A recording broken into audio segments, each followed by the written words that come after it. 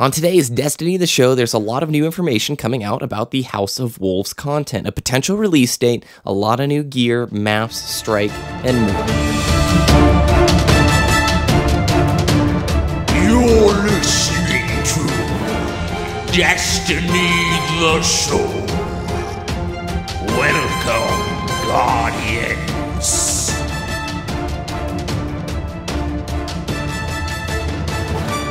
What's good, Ditty? How are you doing today?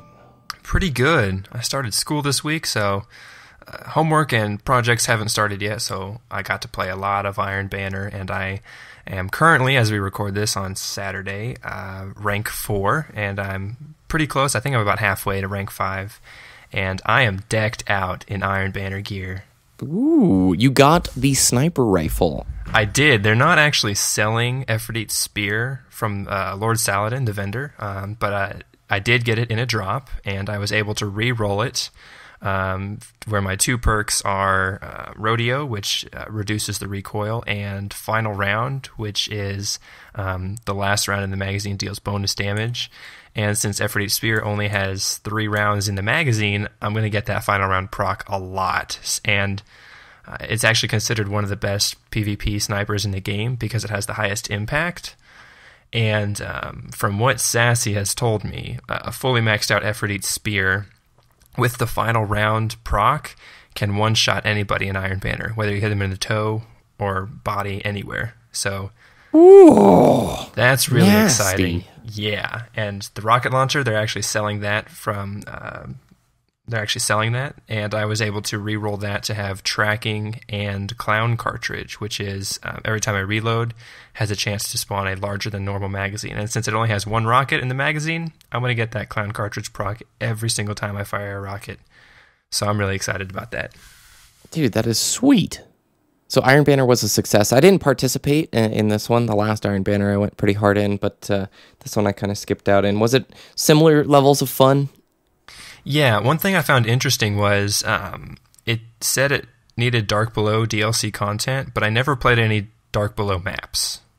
Oh. I just kept playing Rusted Lands, Shores of Time, all those normal maps, the vanilla Destiny maps. I didn't play any DLC, which I thought was kind of interesting because it did have the Dark Below banner over the Iron Banner, so... Huh. Yeah. It didn't actually, I was playing with somebody who doesn't have the DLC, and he was able to play Iron Banner without any issues, and I just thought, maybe it's just not recognizing everybody in the lobby has the DLC or not, so... Yeah, maybe it's bugged or something. Maybe if you had a full group who did, had the DLC, and you got into a lobby of all DLC owners, then it's okay, kind of Halo would sometimes do that, where it's if you got that magical lobby 2 months after everybody had purchased DLC and moved on, it's oh my gosh, I'm playing Halo 4, the Crimson maps. I only played those that first week with you guys. After that, never again. Never again. Yeah, and I was actually kind of happy that I didn't play those new maps, and kind of sad, actually. I actually do I think one of the 3 maps I actually kind of like, so oh well. Yeah, I like all 3, to be honest with you. What's funny is the really large map. I didn't think I was going to enjoy it that much, but I think it's really fun. You can play an assault rifle style if you stick to the cliffs, but if you go out towards the ocean, you can play that more sniper style. Now, you were talking to me about your new, character roster. It's not new, but you've been spending a lot more time with the Titan. Is that right? Yeah, I have all 3 classes. If the listeners don't know, I have 1 Hunter, which I main. I have a Warlock and a Titan, and I'm maxing out every subclass, so I'm not specific to one, but I'm loving the Titan. I'm falling in love with the Titan, and I had Striker maxed out, and right now I'm going through the Defender tree, and oh my god, it is so fun to just punch things. Oh, yeah. Man. So if you don't know, the Titan melee for Defender is Force Barrier. That's the melee ability. Whenever I kill an enemy, I get an overshield, and depending on which ability in my skill tree I have, that'll give me different stats. So the one that I love is the one where every melee kill, when Force Barrier is active, I get Orbs of Light. So any low-level mobs, a bunch of thralls coming at me, I'll punch the first one to get the overshield, and then I'll just punch every single one after that and spawn 10 Orbs of Light. And it's so much fun. Another thing is I have helmets that increase my melee attack speed, so obviously I'm going to punch a lot of things. So if I have Armor of Light with my Ward of Dawn, I just drop my bubble on like Axor, the Archon Priest. He has that little X that marks the spot. I just drop my bubble as soon as he spawns, and I just punch him until the bubble wears off. So that's super fun. So I love playing a Titan now. Now, is this going to get in the way of your hunter relationship? Well, my hunter is at the point where I really don't need any more gear for it, because like I bought all the Iron Banner gear that they were selling just because, I want a full set of Iron Banner gear just to flaunt around, and but I have my own setup with my hunter. I have the Acleophage Symbiote. I have the Last Word. If I want to play PvP, I'm good. If I have Fatebringer, if I want to play PvE, I'm good. So in my mind, my hunter is maxed out at this point. Yeah. And I'm just trying to spend more time with the other subclasses. Now, I haven't really fallen in love with playing the Warlock just yet. But that's just because I haven't spent so much time with it yet as I have with my Titan. And it's just fun to like shoulder charge and punch things, Yeah, that's what I played in the beta was Titan. I love Titan. The only reason, this is going to sound shallow, but the only reason I started a Warlock was because back during the beta, there was a poll asking what class people were going to play when Destiny first came out. The majority were playing Warlock. So I picked Warlock because I'm shallow like that, and I didn't want to be all indie. So I've got a level 20 Titan that I guess could probably use a little bit of work. This week, I didn't play a whole lot of Destiny. Our internet was out here in Colorado. Snowy times, and when it gets really snowy, the way that I connect to the web doesn't really work. So I ended up getting really close to beating Dark Souls 2, and it's really awesome, and you should go play it if you have any interest. Other than that, though, we've got some great news, and let's get into it.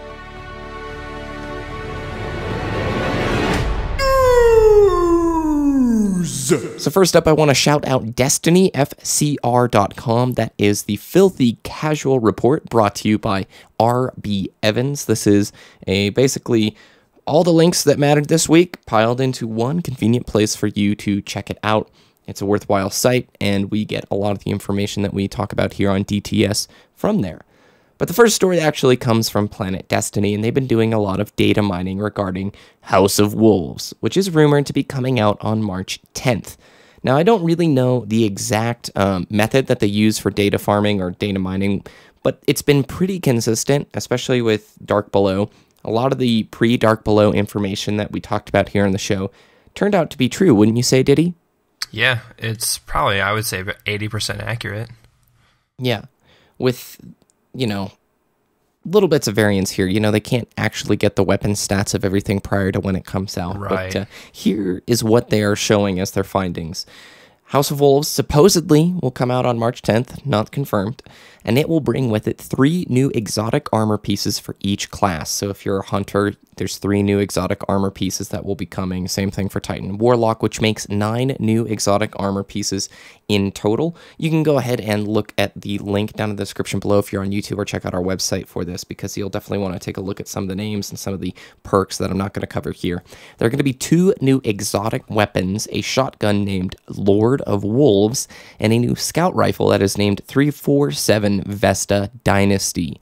Beyond that, there are 20 new Legendary Vanguard and Crucible armor pieces for each class. So if you do the math, that is 60 new Legendary armor pieces in total. These are purchased from your Vanguard Quartermaster or from the Crucible Quartermaster. There will be 23 new legendary weapons. Again, you can check out the list for all the names and the different descriptions. These are where I wouldn't really look for it to be 100% accurate. We don't know the stats yet of these weapons, and we don't fully know some of the perks. So don't, come yelling at DTS door if we get it messed up. The current name of the House of Wolves raid is called the Arena, and that's about all we know from it. There was a short 10-second video that I don't know if it was from some promotional material released earlier in 2014 regarding House of Wolves, but I put a few of the screenshots on the website, one of which is the potential of Windows Court, one of the new Crucible maps, and it is basically touted as the European Dead Zone on Earth, which is interesting because this is a new area of Earth that doesn't sound like Russia. the European dead zone sounds maybe closer to Western Europe rather than Russia, wouldn't you say, Ditty? Absolutely. And you can tell by the architecture in the picture, it looks much more Western. These sort of like a big church tower, a very different looking building and different architecture than what we've seen prior to this. It almost looks kind of Gears of War-esque, wouldn't you say? Yeah, I'm kind of getting that vibe as well, Gears of War, at least. The chapel that we see in that picture, to me, does not look Russian or anything like that. It definitely does look Western, you're right. It's a different art style. I don't want to like put my foot in my mouth because I'm sure there's a few architects who are listening who are like, oh, that is an old Victorian era. How dare you call it that? There are 4 new Crucible maps that are coming in House of Wolves. First one being the Black Shield, and this is on Fire Base Turia on Phobos. No clue what that is. Do you have any idea, Ditty? It sounds like a moon, doesn't it? It's Mars. Phobos, Firebase Delphi is on Phobos. So Firebase Thuria is going to be, I think it's on Phobos, but it sounds to me like it's going to be a Mars map. Nice. Thieves' Den is the next one, and that is in the Ishtar Sink portion of Venus. The Timekeeper is the third map, and that is from the Meridian Bay on Mars. And then Widow's Court is the name of the map, potentially the one that we're talking about in the screenshot here, and that is the European Dead Zone on Earth. There are 3 new Crucible modes that are on its way in House of Wolves, and I'm actually really excited about this. Doubles, small team tactics, 2v2, kill the enemy and revive teammates. So it's basically skirmish, but it's just 2v2. I'm thrilled to have some doubles, man. I love doubles. That was my game type in Halo, and doubles sounds like so much fun right now.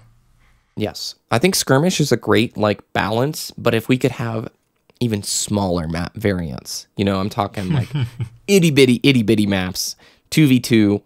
I'm looking forward to that. We might have to do some special like DTS doubles for the show, like the video in the background. Absolutely. We're going to have a lot of games because we're going to be stomping some noobs pretty quick. Some noobish. The second Crucible mode is Inferno. No trackers, no supers, no bonuses, only kills earn points. This is great, right? Everybody who complains about supers and everybody who complains about the motion detector are getting a playlist that is just pure gun-on-gun combat. It's not affected by bonuses of control points. It's pure Slayer, basically. Pro Slayer. Yeah, I was about to say, it is Slayer Pro, Team Hardcore, and I'm really excited because a lot of people are like, there's so many things that are unbalanced about Destiny PvP, the supers, you can't control, you can't not die from a Titan Smash, and it's just like, play Inferno then, and I'm really excited to see how this plays out because no supers. I cannot tell you how many times in the Iron Banner this week I have been so frustrated at being Titan smashed or like Defender Titans with their stupid bubbles on capture points. You can't even stop them if I don't have my super, Yeah. It's like, if you're in a good mood, I can tell people, because part of me is like, I love supers. That's like, I enjoy the fun so much of just pressing A to insta-kill 3 people. Like, as a Warlock, Nova bombing does feel cheap. It's like, this is unpunishable. I'm a mile away, I throw my ball, you all die, and I just feel great inside. But when it happens to me, or when a striker comes in and just does ground pound, I'm like, well, that's dumb. I don't like that. So I see both sides of the coin there. The third mode that's coming into play is called Hardcore. So Inferno, there's no trackers, no supers, no bonuses, only kills earn points. But Hardcore, there's no trackers, only kills earn points. So Hardcore basically is the exact same Crucible experience without the motion tracker, which I'm very much looking forward to. The radar in Destiny is very interesting because if you see an opponent on your radar, they can see you. When you crouch, it only takes you off of the radar in periods of like 3 to 5 seconds. I think it's 5 seconds, but I can't remember. You show up as a blip that basically pings. So it doesn't have that kind of hidden power that Halo does. In Halo, if you crouch and move at the same time, you won't show up on the radar. And that led to a lot of like behind the corner smacks that you can't really do in Destiny. To see how the game will play out without any motion detector, very interesting, wouldn't you say? Yeah, absolutely. I mean, it took a while to get used to the motion tracker in Destiny, after playing Halo and Call of Duty and all those other shooters for all these years. Yeah. And now that I'm used to it, it's going to be interesting to see where it goes. Yep. So 3 new story missions that we know about so far. First one is Gone to Ground. Search the Cosmodrome for the Wolf Kell who led the revolt against the Awoken. The second mission is Wolf Harvest. Track down the Queen's traitorous wolves hiding among the House of Winter. And mission 3, The Terminus. Hunt the wolves of Kell, who has seized control of the Vex Citadel. Interesting. So those are the 3 missions that we know about. I don't care to actually stab a guess at what these will be. I imagine this is going to be pretty similar to Dark Below missions. I don't think we're going to see anything revolutionary happening with storytelling. Do you? No, I do want to point out that every mention of wolf, this is the House of Wolves, so it's like a different sect of the Fallen. And the Kell are like the kind of bosses that you see, like Axor, the Archon Priest. Obviously, he's an Archon Priest, not a Kell. But Draxus in the story, in one of the story missions in Vanilla Destiny, he's a Kell. So it's going to be similar to that kind of boss. And like the first boss the first boss you kill in Destiny is an Archon, not a Kell. So, oh well, it's going to be that kind of boss. Cool. There are notes to the Queen's Wrath bounties, so it looks like we are correct. Queen's Wrath is probably going to be coming back in House of Wolves. First one is called Paskin, King Baron. Defeat Paskin, King Baron in the Gone to Ground mission in the Cosmodrome. Second bounty is Lixor, Wolf Blade. Defeat Lixor, Wolf Blade in the Wolf Harvest mission on Venus. And then finally Skolas, Wolf Kell. Defeat Skolas, Wolf Kell in the Terminus mission on Venus. So it looks like there are bounties associated with these missions, and you're going to be able to probably go through them at higher difficulties. If anybody missed out on Queen's Wrath, we make fun of it a lot here on the show because it was sort of it's a really wacky event. It didn't have much staying power, and basically it just made missions really hard, like harder than Nightfall level difficulty, wouldn't you say? In terms of soloing, yes. Yes. Not if you have a squad, but that sort of changes everything. The Trader's Catch Strike is coming in the House of Wolves, and the description that we have here says a fallen wolf ship holding an infamous walker has touched down in the Ocean of Storms. Breach the catch and see to this walker's end.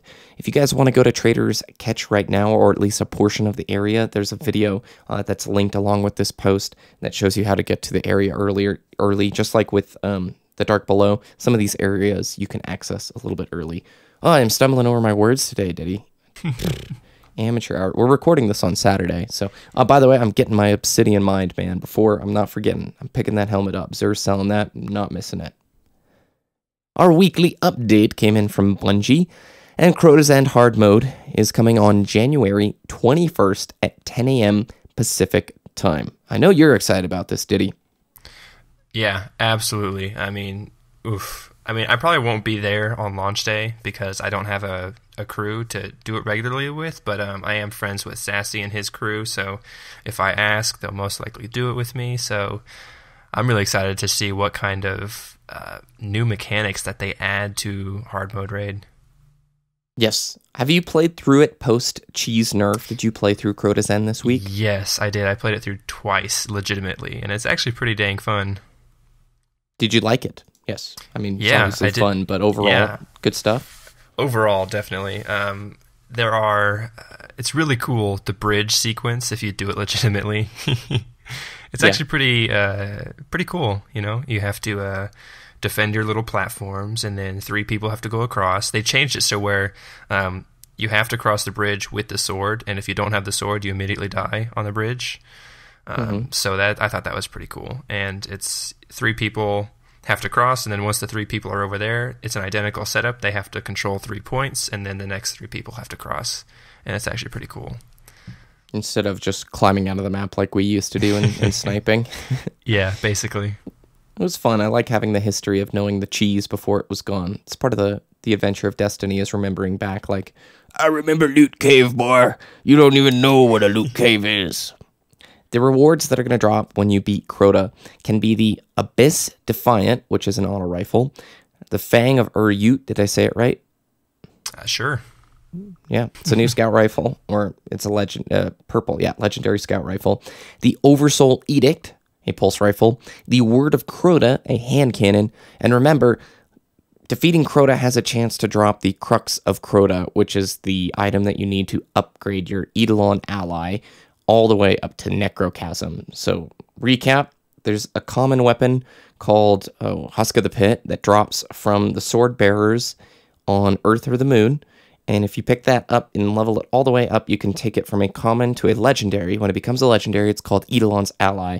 And finally, when you beat Crota, there's a chance that Crux of Crota will drop, and that item can take your Eidolon Ally to become an exotic Necrochasm, which is an auto rifle.